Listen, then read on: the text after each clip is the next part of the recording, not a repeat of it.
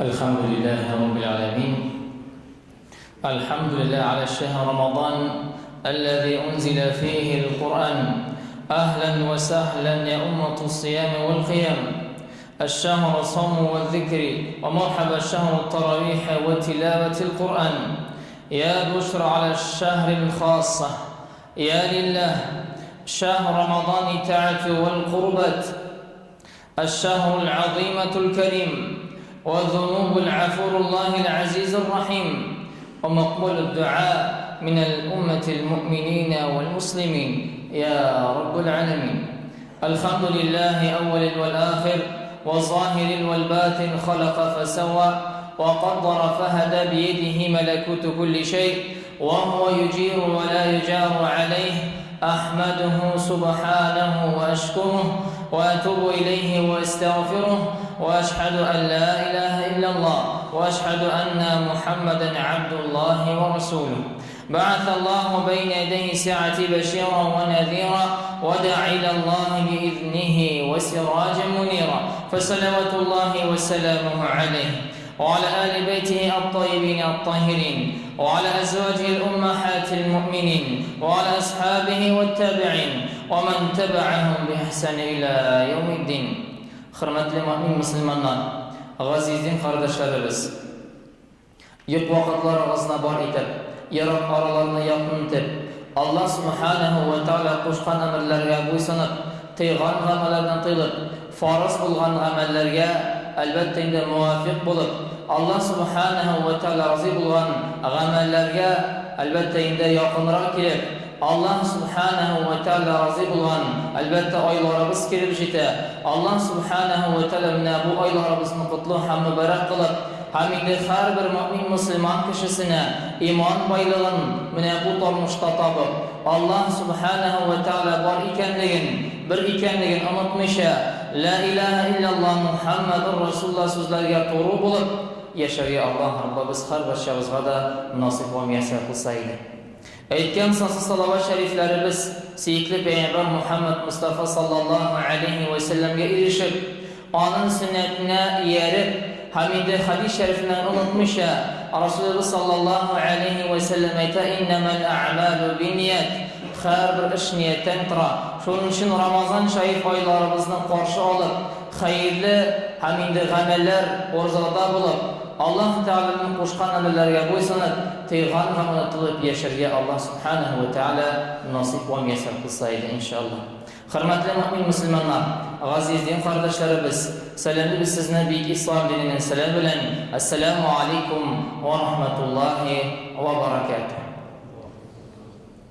Rabbimiz Allah Kur'an-ı Kerim'de ayette Eûzu billahi mineşşeytanirracim. Bismillahirrahmanirrahim. Ya eyyühellezine amenu kutibe aleykumus-siyamu kema kutibe alellezine min qablikum leallekum tettekûn. Ey iman getirgen bendeler. Elbette Allah Teala bizlerge müracaat etti. Ya eyyühennas, ya eyyühellezine amenu, ey Adem bağları, ey mümin Müslümanlar, hamid kunda bulan iman baylığı Adem bağları Allah Teala her vakit müracaat etti. Hem bu ayette de Allah Teala bizlerge müracaat edeyte, ey iman getirgen bendeler, Ramazan şerif ayında oruza tutu sizge farz kılındı. Hem inde bu farz gamelle Ramazan şerif ayımızda bizge kadar bulgan kavimlerge, kabilelerge, Adem bağlarga yine şolay farz kılındı. Halıklarga hem kavimlerge farz bulgan Ramazan şerif ayı kibik, yine bizlerge de Ramazan şerif ayında oruza tutu farz bulsun. Yani Allah Rabbimiz hürmetli kardeşlerimiz bu turmuşta bizlerge rahimli. Niçin?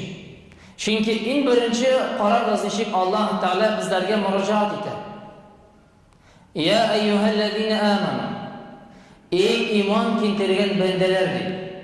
Yani bu turmuşta Allah Teala var bir ikenligin anlar yaşayan Adem balası bu turmuşta özünün turmuşunu devam etti.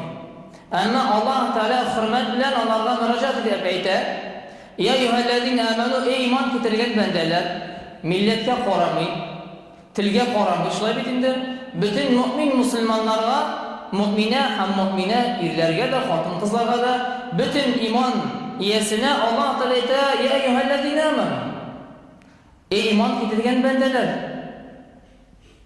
müracaat edip ayta.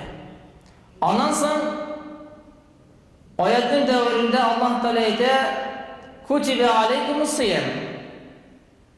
Ramazan şerif ayı eğer de kelip jitayken, ul şatlyk. En birinci bizim için.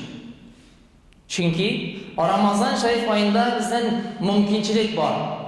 Hata kimçiliklerden yirak bulup, hem izgi amellerden toplav için Allah Teala tutma mümkinçilik hem nimet verir. Kutibe aleykumus-siyam kema kutibe alellezine min qablikum leallekum tettekûn diye. Eğer de siz Ramazan'a eriştiniz iken, bu nimetini elbette yine saklap kalırız. Yani Ramazan şerif ayında oruçlar buluruz. Çünkü o bizge kadar da farz kılındı. Bizlerge de farzdır. Hem yani Allah Teala Kur'an-ı Kerim'de bulay deyip Bismillahirrahmanirrahim Eyyamen ma'dudat. Yani Ramazan şerif ayı mahsus aydır. Niçin oruç tutup eğer de sırav tuayken Allah Teala oruç tutup eden bağlara bilgili ayda farz kılınır. Şek yoktur ki Ramazan şerif ayı sanavlı günlerden durar. Yani mahsus bulgan günlerde biz oruç tuturlar. Sizlerden biriniz şirleseydi, yani olursa, iki seferde olsa orucunu tutmasın diye. Yani Allah Rabbimiz hürmetleyen kardeşlerimiz nerse diye? En birinci iman getirgen bendelerge müracaat edip Ramazan şerif ayı ol farzdır. İkinciden Allah Teala eyyamen ma'dudat فَمَنْ كَانَ مِنْكُمْ مَرِيدًا أَوْ عَلَى سَفَرٍ فَعِدَّةٌ مِنْ أَيَّامٍ أُخَرَ وَعَلَى الَّذِينَ يُطِيقُونَ فِدْيَةٌ طَعَامُ مِسْكِينٍ. Eğer de oruç sebeple siz tuta almazsanız orucunu diye, yani bu durmuşta Allah Teala'dan bağlarına jingillik verir. Farz bulgan ameldedir.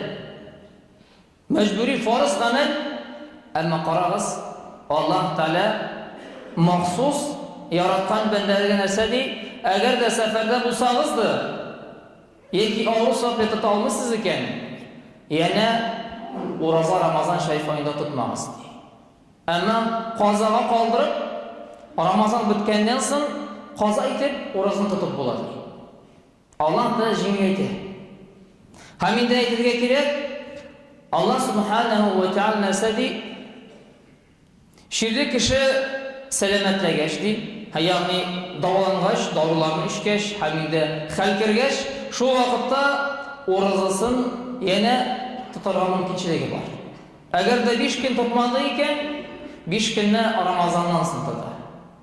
Seferde kişi 10 günge bara iken, tuta almı iken, kere koyuqandan soň Ramazan bitkenden soň 10 günne qaza edip tuttu.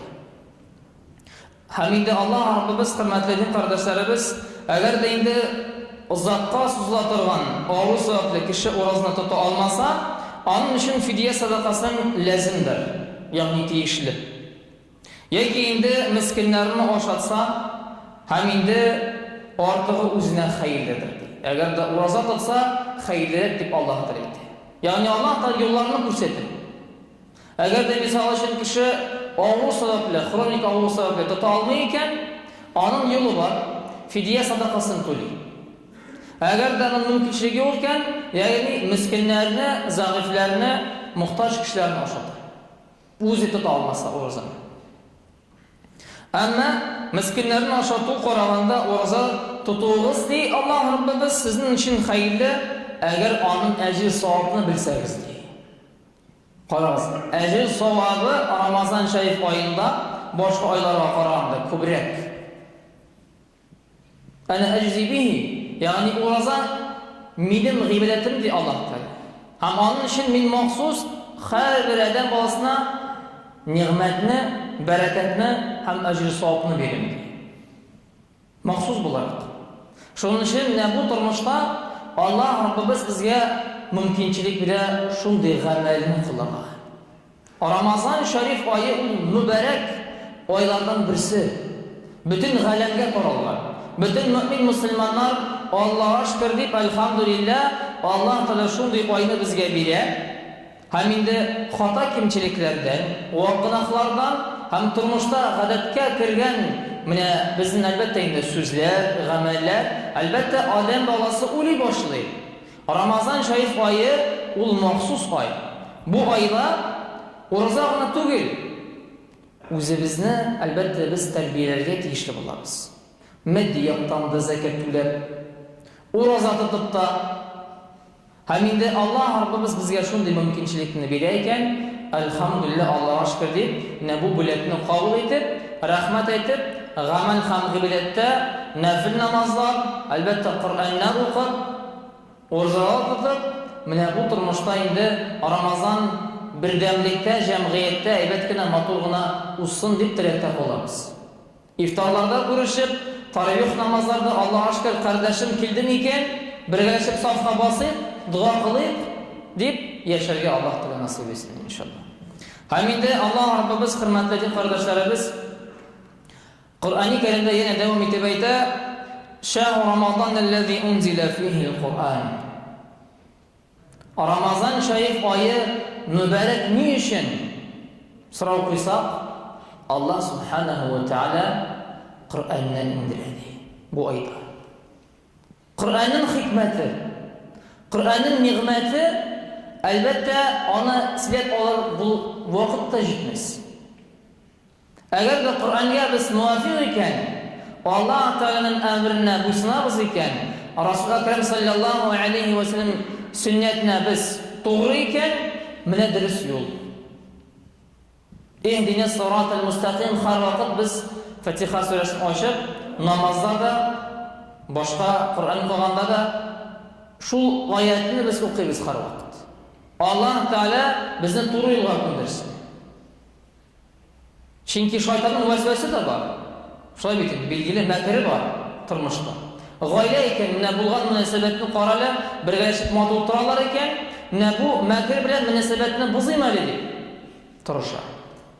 Һәм инде Расулыбыз саллаллаһу алейхи ва саллям әйтә: хөрмәтле мөмин мусламаннар, "Иза җа'a Рамазан футихатил җанна ва гулиқатин нар ва суфидатиш шаятин." Әгәр Рамазан шариф айы килеп җитә икән ди, рәхмәт капкалары, ягъни җәннәт ишекләре ачыла ди. Җәһәннәм ишекләре ябыла һәм шайтаннар шылбырга бәйләнә. Муттафакун алейх. Карагыз. Тагын икенче хикмәт. Аллаһ Раббыбыз адәм баласы битендә һаман иблискә, шайтанга сылтый бөтен гамәлләрне. Бу ишракта инде Расулыбыз саллаллаһу алейхи ва саллям безгә аңлата. Шайтаннар шылбырга бәйләнә ди. Рамазан шариф айында. Шуның өчен ураза тотып булмый, хәл фәлән фәсмәтән дип әйтеп сылтып булмый инде. Һәм инде Аллаһ Тәала шундый нигъмәтне бирә икән, аны кабул итеп ураза тотарга кирәк. Һәм инде хөрмәтле мөмин мусламаннар, яна Расулыбыз саллаллаһу алейхи ва саллям безгә әйтә: "Ман сама Рамазан иманан ва ихтисабан уфира лаху ма тaqaddama min zanb." Бухари ва Муслим. Кемдә-кем Рамазан шариф айын тиешле рәвештә каршы алып, чын күңелдән Аллаһ ризалыгы өчен ураза тотса ди, аның бөтен хата кимчелекләрне гафу итә ди Аллаһ Раббыбыз. Шуның өчен менә бу нигъмәтне, бәрәкәтне аларга Аллаһ Тәала безгә насыйп булсын. Һәм инде хөрмәтле кардәшләребез, бергәләшеп матур гына таравих намазларында катнашып, менә Рамазанның хисен, ләззәтен, тәмен алыр өчен менә әлбәттә җәмәгать белән бердәмлектә Аллаһ Тәала Коръәни Кәримдә әйтә: "Вa'тасму бихаблиллаһи җами'ан ва ла тафаррaqu." Бергәләшеп Рамазан шариф айында гына түгел, гадәти айларда да, гадәти көннәрдә дә бердәм булып яшәргә кирәк. Һәм инде аның хисен сизер өчен әлбәттә менә кемдер булыша ала икән физик яктан, ифтарлар булышырга кирәк. Волонтер икән, алхамдулилlah. Мәдди яктан булышалар икән, акчалата, алхамдулилlah. Әгәр дә менә бу тормышта бергәләшеп тараф киләбез икән, катнашабыз бергә. Дуа кылабыз икән, бергә булырга тиеш. Шуның өчен, хөрмәтле мөэмин мөселманнар, менә бу Рамазан шаиф айларыбыз заяга узмасын дип, әлбәттә тырышырга кирәк. Киш, сабырлык һәм инде әлбәттә Аллаһ субханаһу ва тааладан әҗр савабын көтеп, менә бу тормышта җәй көне билгеле, бәлки авырлыгы да бар, әмма Аллаһ Таала җиңеләйтә. Һәм әйтә: "Инна ма'ал усри юсра". Ин беренче авырлык килсә ди, авырлыктан соң җиңеллек. Әгәр дә әҗр авырлык булса да, без аны түзеп сабыр итәбез икән, Аллаһ да әҗр савапларын күбрәк бирә. Һәм инде, хөрмәтле кардәшләребез, бергәләшеп матур гына Рамазан шаиф айларыбызны каршы алып, тарих намазларда катнашып, ураза тотып яшәргә Аллаһ Таала насыйп итсен. Ассаламу алейкум ва рахматуллахи ва баракатух. Уважаемые мусульмане, Всевышний Аллах в Священном Коране говорит: «А'уду биллахи минаш шайтанир раджим, бисмиллахир рахманир рахим, я айюхаллазина аману кутиба алейкумус сиям». О те, которые уверовали, предписан вам пост для воспитания и укрепления ваших душ, так же, как он был предписан для тех людей, которые были до вас. Будьте богобоязны. Всевышний, обращаясь к нам, говорит: «Я айюхаллазина аману». О те, которые уверовали. С уважением, с трепетом, обращаясь к нам, Всевышний говорит: если вы уверовали, значит пост вам предписан. То есть пост в месяц Рамадан является обязательным предписанием для каждого верующего человека, как одна из форм поклонения Всевышнему Творцу. Также Всевышний говорит: бисмиллахир рахманир рахим, айяман ма'дудат, фаман кана минкум маридан ау аля сафарин фа'иддатун мин айямин ухар. Соблюдение поста — это определенное количество дней. А кто из вас будет болен, либо окажется в пути, то восполнит пропущенные дни поста после окончания месяца Рамадан. Те люди, которые уже не смогут физически восполнить пост по причине статической болезни, то для них есть садака, который называется фидия. Выплачивают фидия садака, милостыня в денежном эквиваленте, или кормят бедняка относительно дней. Определенное количество дней, которые человек не может держать, он должен выплатить или фидия садака, или накормить немощных. Если человек даст большую сумму, то это лучше для него, но если же будет он поститься, то есть держать пост, то это будет наилучшее награждение от Всевышнего. Пост — это воздержание от пищи, питья, половых отношений от начала зари до захода солнца, сразу после которого все это становится дозволенным. Также Всевышний говорит: وَإِذَا سَأَلَكَ عِبَادِي عَنِّي فَإِنِّي قَرِيبٌ. Если спросят у тебя: «О Мухаммад, рабы мои, обо мне», то я, говорит Господь, воистину близок, отвечу на молитву взывающего. Если обратится он с просьбой, отвечу и услышу его. Если он сделает ко мне один шаг, я сделаю к нему больше.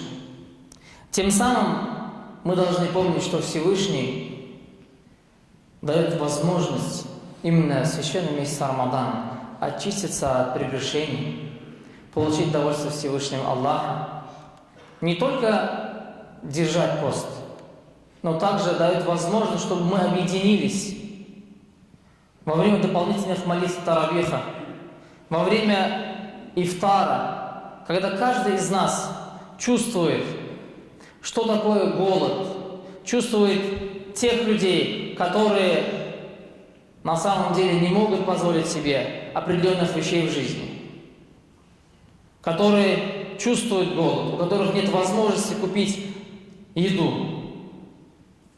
Всевышний нам дает возможность ощутить состояние таких людей, чтобы мы задумались, чтобы мы были благодарны Всевышнему за ту милость, которую Он нам дает.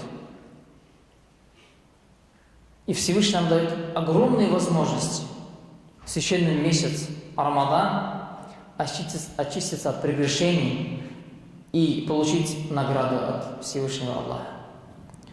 Пророк Мухаммад, мир ему, в одном из своих изречений говорит: «Иза джаа Рамадан футихатил джанна, ва гуликатил нар, ва суфидатил шаятин». Муттафакун алейх.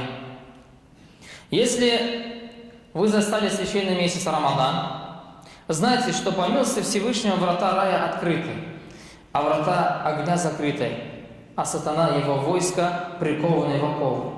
Тем самым те люди, которые ссылаются на сатану и говорят, что мы не можем держать пост, или какие-то другие определенные причины ищут, конечно же, в этом месяце пророк Мухаммад, саллаллаху алейхиссалям, объясняет нам, что именно эта уловка у людей, она не пройдет. Также каждый из нас должен помнить, что Всевышний облегчает, дает возможность выдержать, простоять именно таравих, выдержать пост в течение месяца. И Всевышний также говорит: «Аджиби». Те люди, которые ради довольства Всевышнего Аллаха, как пророк Мухаммад, саллаллаху алейхиссалям, мир ему, говорит: «Иннама а'малу бинният», то есть все наши деяния растут по нашим намерениям. Этот фундамент, который закладывается буквально через пару дней, он должен быть стойким. На самом деле, некоторые именно в священный месяц Рамазан осознают, что он жил неправильно. Некоторые месяц Рамазан планируют именно строить планы на год. То есть этот месяц дает возможность подумать, осмыслить. У некоторых меняется мировоззрение. На самом деле Всевышний дает такую возможность раз в год. И мы не должны упустить эту возможность. Мы должны получить довольство Всевышнего и тем самым не только делать обязательные действия, которые Всевышний нам приказывает, а также есть и дополнительные. Это и ифтары, в которых каждый из нас может участвовать и финансово, и физически, и как волонтер. Также мы приходим на намаз для того, чтобы получить довольство Всевышнего Аллаха в месяц Рамадан. Именно, чтобы прочувствовать атмосферу Рамазана, нужно, конечно же, во-первых, получить атмосферу единства. Единство умы, да? Чтобы мы были вместе именно в такие праздничные дни. И не только, и сложные моменты тоже мы друг друга поддерживали. Это нам дает еще сил, мотивации, чтобы мы стремились, шли вперед, достигали определенных целей. Духовных, физических, моральных, семейных. Всевышний нам дает огромные возможности. Пусть Всевышний Аллах даст возможность, чтобы каждый из нас, иншаллах, продержал пост месяц Рамадан, чтобы мы смогли участвовать вот в этих благих мероприятиях. Вассаляму алейкум ва рахматуллахи ва баракатух. Вассами'у дуа.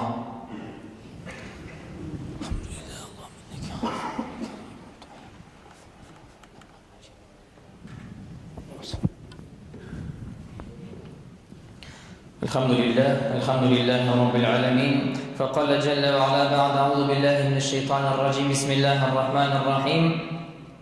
يا أيها الذين آمنوا كتب عليكم الصيام أيها الناس اتقوا ربكم الذي خلقكم من نفس واحدة وخلق منها زوجها وبث منهما رجالا كثيرا ونساء واتقوا الله الذي تسألون به والأرحام إن الله كان عليكم رقيبا. وقال النبي صلى الله عليه وسلم: من صلى عليه صلاة صلى الله عليه بها 10. اللهم صل على محمد وعلى آل محمد كما صليت على إبراهيم وعلى آل إبراهيم في العالمين إنك حميد مجيد. اللهم أعز الإسلام والمسلمين. اللهم أعز الإسلام والمسلمين. اللهم أعز الإسلام والمسلمين. اللهم انصر دينك وكتابك وسنة نبيك وعبادك المؤمنين يا رب العالمين. اللهم اهدنا الصراط المستقيم. اللهم اغفر لنا. اللهم اغفر لنا. اللهم اغفر لنا يا رب العالمين. Уважаемые мусульмане, хотелось бы также напомнить, что Духовное управление мусульман Республики Татарстан совместно с Советом улемов определили дату начала священного месяца Рамадан и размеры садака фитр и фидия. Подводя итоги заседания, стало ясно, что начало священного месяца Рамадан в 2016 году приходится на 6 июня, а таравих намаз в 20 ракаатов в мечетях республики начнут читать уже 5 июня. Для выплаты заката был установлен размер нисаба в 224 тысячи рублей. Размер садакату фитр, милостное размновение, при расчете на ячмень составило 100 рублей, а по изюму 600 рублей. В качестве искупления за невозможность держать пост по состоянию здоровья и при невозможности восполнить его в другой день установлена фидия за каждый пропущенный день в размере 200 рублей. Также была утверждена дата празднования в 2016 году Айд-уль-Фитр, Ураза-Байрам, который приходится на 5 июля. Вассаляму алейкум ва рахматуллахи ва баракатух, ва акимус салях.